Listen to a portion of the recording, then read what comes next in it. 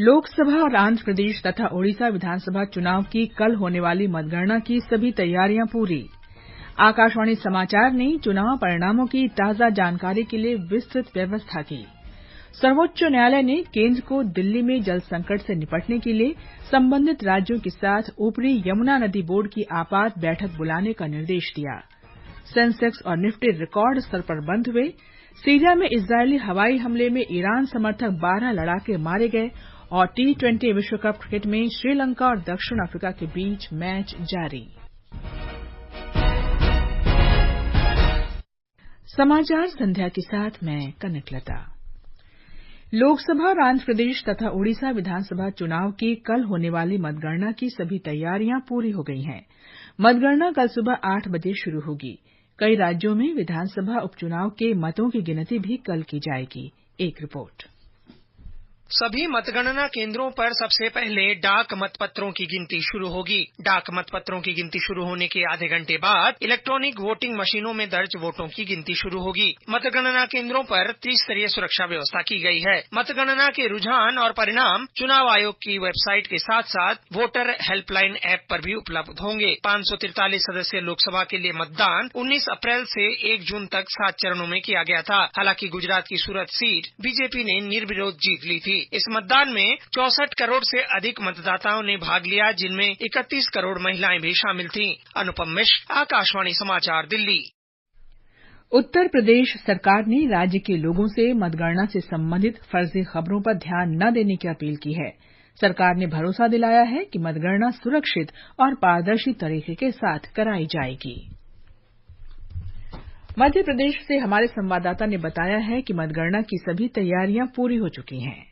मध्य प्रदेश में लोकसभा की 29 सीटों पर मतगणना का दायित्व 22,595 से अधिक अधिकारी और कर्मचारी संभालेंगे। प्रदेश में ईवीएम से गणना के लिए 3,883 टेबल तथा डाक मतपत्रों की मतगणना के लिए 242 टेबल लगाई गई हैं। मतगणना स्थल पर त्रिस्तरीय सुरक्षा व्यवस्था सुनिश्चित की गई है। केंद्रीय सुरक्षा बलों की 18 और राज्य सुरक्षा बलों की 45 कंपनियां तैनात की गई हैं। साथ ही जिला पुलिस बल के 10,000 से अधिक जवान भी सुरक्षा व्यवस्था का दायित्व संभालेंगे। चुनाव आयोग द्वारा नियुक्त 116 प्रेक्षक पहले ही मतगणना स्थलों पर पहुंच गए हैं। संजीव शर्मा, आकाशवाणी समाचार, भोपाल।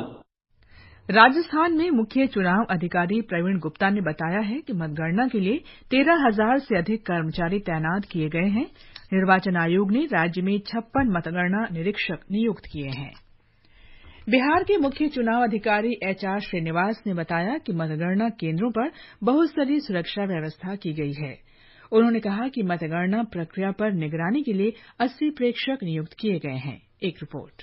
बिहार में 33 जिला मुख्यालयों में मतों की गिनती के लिए कुल 40 मतगणना केंद्र बनाए गए हैं। एहतियात के तौर पर विजय परिणामों के बाद मतगणना स्थलों के आसपास विजय जुलूस निकालने और समर्थकों के साथ किसी भी प्रकार के आयोजन पर रोक लगा दी गई है। मतगणना के बाद कल राज्य से कई केंद्रीय मंत्रियों की किस्मत का फैसला होगा। धर्मेंद्र कुमार राय, आकाशवाणी समाचार, पटना।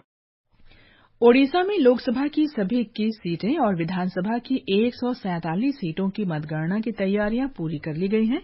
एक रिपोर्ट। मतगणना 70 केंद्रों पर सुबह 8 बजे से शुरू होगी। मतगणना केंद्रों पर सशस्त्र पुलिस कर्मियों को तैनात किया गया है, जहां ये सुनिश्चित करने के लिए कड़ी सुरक्षा व्यवस्था की गई है कि ये प्रक्रिया शांतिपूर्ण ढंग से पूरी हो। उड़ीसा के मुख्य चुनाव अधिकारी ने बताया कि कल 2 करोड़ 50 लाख से अधिक मतों की गिनती की जाएगी। क्योंकि राज्य में लोकसभा और विधानसभा दोनों चुनाव के लिए एक साथ मतगणना हो रही है। प्रकाश दास, आकाशवाणी समाचार, भुवनेश्वर।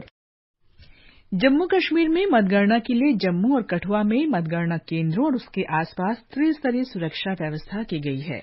अंतर्राष्ट्रीय सीमा और चौकियों पर सुरक्षा बढ़ा दी गई है। सिक्किम में 6 मतगणना केंद्र बनाए गए हैं। सुचारू और शांतिपूर्ण मतगणना सुनिश्चित करने के लिए पुख्ता सुरक्षा इंतजाम किए गए हैं। मणिपुर में पर्यवेक्षक इम्फाल पहुंच चुके हैं और सभी तैयारियों की निगरानी कर रहे हैं। राज्य में मतगणना के लिए 24 केंद्र बनाए गए हैं।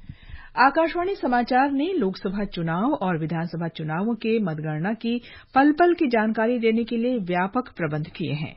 कल 15 घंटे का हिंदी और अंग्रेजी में विशेष कार्यक्रम लोक निर्णय 2024 सुबह 7 से रात 10 बजे तक प्रसारित होगा।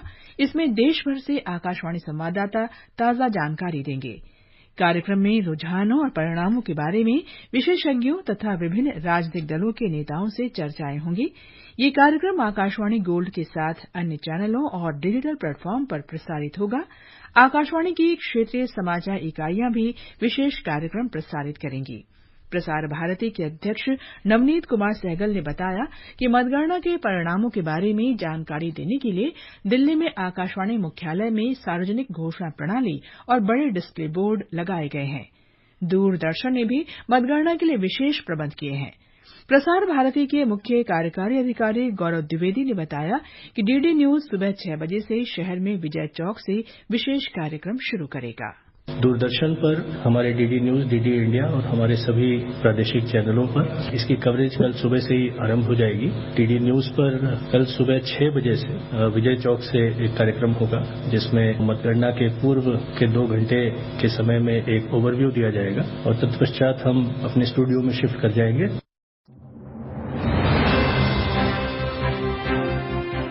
लोक निर्णय 2024 देश का पहला और सबसे विश्वसनीय प्रसारक आपके लिए ला रहा है दुनिया के सबसे बड़े लोकतंत्र के चुनावी परिणामों पर आधारित एक विशेष कार्यक्रम। 4 जून सुबह 7 बजे से रात 10 बजे तक मतगणना के पल पल की खबर। जानिए कौन है आगे, कौन पीछे। हर सीट से सटीक जानकारी, कौन हारा और किसने बाजी मारी।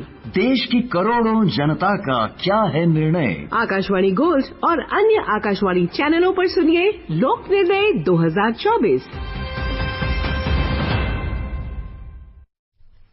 भाजपा अध्यक्ष जगत प्रकाश नड्डा ने आज पार्टी नेताओं के साथ बैठक में मतगणना के लिए पार्टी की तैयारियों पर चर्चा की। बैठक में केंद्रीय मंत्री और वरिष्ठ भाजपा नेता अमित शाह, पार्टी महासचिव बीएल संतोष और विनोद तावड़े शामिल थे। पार्टी नेताओं ने कल की मतगणना की तैयारियों पर विचार विमर्श किया। निर्वाचन आयोग ने कांग्रेस नेता जयराम रमेश के गृह मंत्री अमित शाह के विरुद्ध लगाए गए आरोपों का उत्तर देने के लिए 1 सप्ताह का समय देने संबंधी अनुरोध खारिज कर दिया है।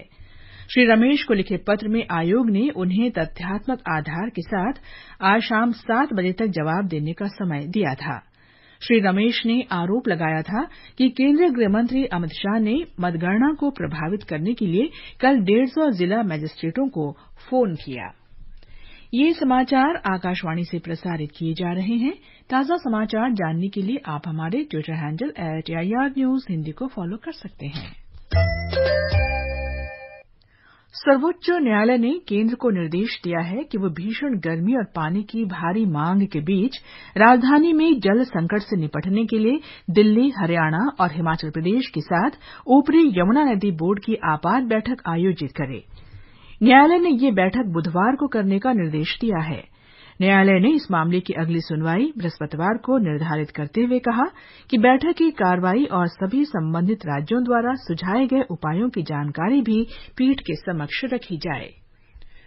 केंद्र शासित प्रदेश जम्मू कश्मीर में आज दक्षिण कश्मीर के पुलवामा जिले के निहामा गांव में सुरक्षा बलों के संयुक्त दल के साथ मुठभेड़ में 2 आतंकवादी मारे गए। मुठभेड़ आज सुबह शुरू हुई थी। मारे गए आतंकियों की पहचान और उनके किसी आतंकी संगठन से जुड़े होने की जानकारी सुनिश्चित की जा रही है। इससे पहले पुलिस और सेना के संयुक्त दल ने इस इलाके में घेराबंदी और तलाशी अभियान शुरू किया था। स्वास्थ्य मंत्रालय ने अस्पतालों में विनियामक दिशा निर्देशों तथा अग्नि सुरक्षा मानकों का सख्ती से पालन करने पर फिर जोर दिया है।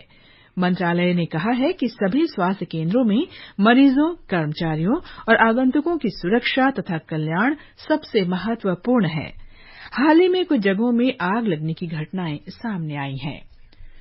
भारत का कोयला उत्पादन पिछले महीने लगभग 8 करोड़ 40 लाख टन तक पहुंच गया है। ये पिछले वर्ष की इसी अवधि की तुलना में 10% से अधिक है। पिछले वर्ष ये 7 करोड़ 60 लाख टन से अधिक था। स्कूल शिक्षा विभाग ने डिजिटल लाइब्रेरी प्लेटफॉर्म राष्ट्रीय ई पुस्तकालय का संस्थागत ढांचा बनाने के लिए आज नई दिल्ली में नेशनल बुक ट्रस्ट के साथ एक समझौते पर हस्ताक्षर किए। उच्च शिक्षा विभाग के सचिव के संजय मूर्ति ने कहा कि राष्ट्रीय ई पुस्तकालय पाठकों को सर्वसुलभ रहेगा। आने वाले 2-3 वर्षों में 100 से ज्यादा भाषाओं में 10,000 से ज्यादा किताबें उपलब्ध होंगी। ये समाचार हमारी वेबसाइट newsonair.gov.in/हिंदी और हमारे mobile app news on AIR पर भी उपलब्ध हैं। और अब आर्थिक जगत की खबरों के साथ हैं निखिल कुमार। बॉम्बे स्टॉक एक्सचेंज का संवेदी सूचकांक आज 76,583 अंक के स्तर पर खुला था और दिन के कारोबार में ये 76,738 अंक के उच्च स्तर तक गया। सेंसेक्स आज 2,507 अंक की बढ़त लेकर 76,468 अंक पर पहुंचकर बंद हुआ। वहीं नेशनल स्टॉक एक्सचेंज का निफ्टी भी आज 23,337 अंक के रिकॉर्ड स्तर पर खुला था और दिन के कारोबार में ये 23,339 अंक तक गया। निफ्टी 733 अंक ऊपर चढ़कर 23,264 पर पहुंच गया। सीरिया के अलेप्पो में आज तड़के इजरायली हवाई हमले में ईरान समर्थक 12 लड़ाके मारे गए। इन लड़ाकों में सीरियाई और गैर सीरियाई नागरिक शामिल थे। इस हमले में अलेप्पो के ग्रामीण क्षेत्रों में कई जगहों को निशाना बनाया गया। इजरायल सीरिया में लेबनान के हिजबुल्लाह गुट और ईरानी लड़ाकों के ठिकानों पर पिछले महीने से हमले कर रहा है। संयुक्त राष्ट्र के जलवायु प्रमुख साइमन स्टिल ने आगाह किया है कि पृथ्वी के जलवायु तापमान में 2.7 डिग्री सेल्सियस की वृद्धि हो सकती है। इस वृद्धि को 1.5 डिग्री सेल्सियस तक सीमित रखना बेहद कठिन है। जर्मनी में बॉन जलवायु परिवर्तन सम्मेलन में श्री स्टिल ने कहा कि संयुक्त राष्ट्र द्वारा बुलाए गए अंतर्राष्ट्रीय सहयोग के बिना बढ़ते तापमान से बचना दूभर हो जाएगा और मानवता पर खतरा बढ़ जाएगा। T20 क्रिकेट विश्व कप में न्यूयॉर्क में श्रीलंका और दक्षिण अफ्रीका का मुकाबला चल रहा है। श्रीलंका टॉस जीतकर पहले बल्लेबाजी कर रहा है। ताजा समाचार मिलने तक श्रीलंका ने 11 ओवर में 5 विकेट पर 44 रन बना लिए हैं। आज दिन में एक रोमांचक मुकाबले में नामीबिया ने सुपर ओवर में ओमान को हराकर टूर्नामेंट में जीत के साथ शुरुआत की। आकाशवाणी T20 क्रिकेट विश्व कप का आंखों देखा हाल प्रसारित करेगा। भारत के सभी लीग मैच, सेमीफाइनल और फाइनल का प्रसारण किया जाएगा। कमेंट्री के अलावा मैच के शुरू होने से पहले, पारी के ब्रेक के दौरान और मैच के बाद विशेष कार्यक्रमों का प्रसारण भी किया जाएगा। मैच का प्रसारण डीडी स्पोर्ट्स चैनल पर भी होगा। सूचना तथा प्रसारण सचिव संजय जाजू और प्रसार भारती के अध्यक्ष नवनीत कुमार सहगल ने विश्व कप के लिए प्रोमो जारी किया। दिल में है बस जीत का जज्बा, दिल में है बस जीत का जज्बा, देश का मान बढ़ाना है। रण है रण है रण है ये रण है, जीतेंगे प्रण है। अंत में मुख्य समाचार एक बार फिर। लोकसभा और आंध्र प्रदेश तथा ओडिशा विधानसभा चुनाव की कल होने वाली मतगणना की सभी तैयारियां पूरी। आकाशवाणी समाचार ने चुनाव परिणामों की ताजा जानकारी के लिए विस्तृत व्यवस्था की। सर्वोच्च न्यायालय ने केंद्र को दिल्ली में जल संकट से निपटने के लिए संबंधित राज्यों के साथ ऊपरी यमुना नदी बोर्ड की आपात बैठक बुलाने का निर्देश दिया। सेंसेक्स और निफ्टी रिकॉर्ड स्तर पर बंद हुए। सीरिया में इजरायली हवाई हमले में ईरान समर्थक 12 लड़ाके मारे गए। और T20 विश्व कप क्रिकेट में श्रीलंका तथा दक्षिण अफ्रीका के बीच मैच जारी। इसके साथ ही समाचार संध्या का ये अंक समाप्त हुआ। नमस्कार।